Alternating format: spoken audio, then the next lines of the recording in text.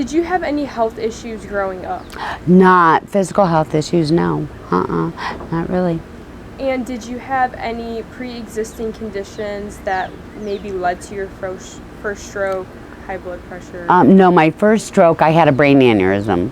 And I went to one hospital out here, and they didn't do a CAT scan or anything, and finally went to Chicago, and they found blood in my spinal tap, and it was leaking, and they did the clipping, and right after that, I had post-op, I had a massive hemorrhagic stroke. And do you remember what year that happened? 1997. And how old were you at that time? 27. Okay. And then what side effects did you suffer after that first stroke? Memory loss. I couldn't read. You can see I still have a droop here. Facial drooping. I couldn't read. When I read, I turn words around, and I still do that. The memory and the reading and stuff like that. My peripheral vision, I can't see like above my right here. Cognitive, the reading and stuff, turning words around, and memory. Okay, and then how long after your first stroke did you experience your next one? That was in 97, 25 years between the hemorrhagic and the first ischemic. And what was the second stroke that you had? The second was an ischemic on Easter of 2019. Okay, and then since 2019, have you had any strokes since? Yes, I've had a total of 9, including like TIAs. I think my next one was October of 2019. I had a ischemic stroke at a work function. I was having a bunch of medical professionals at a dinner at Asparagus, and all day it felt wrong, and one of the nurses noticed that I was having a stroke, and they called 911.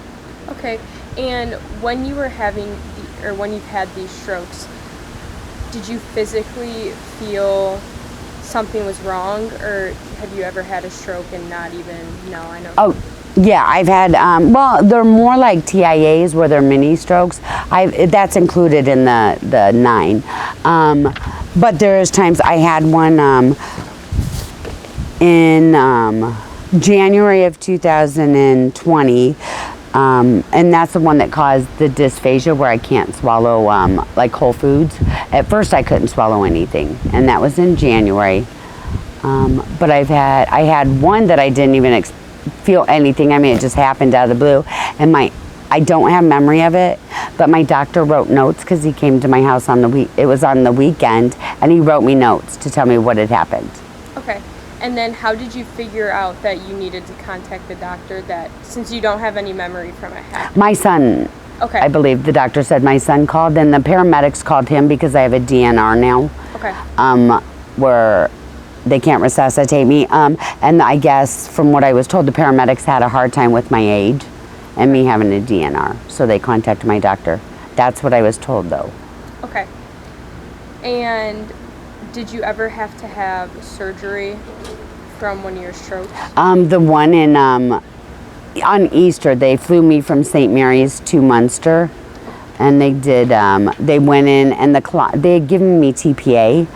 The one in January, no, the one on Easter and October, both times I had TPA. Okay, and can you just explain to me what TPA is? It's a clot busting. It thins your blood and it busts up the clot.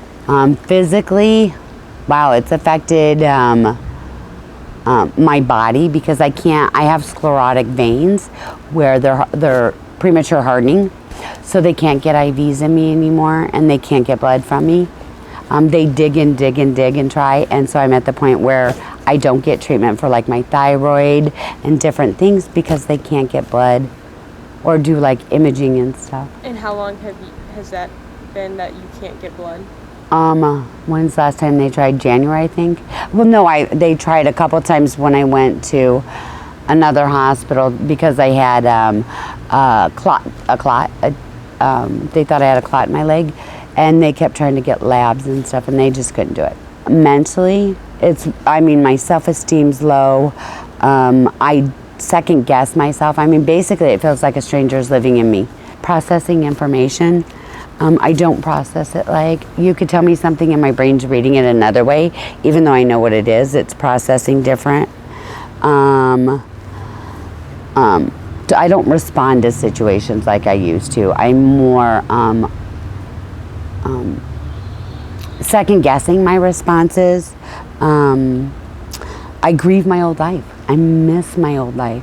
You know, when they told me I had so much time to live, and I kind of just gave up and focused on the fact that I was worried about dying, and I didn't focus on living.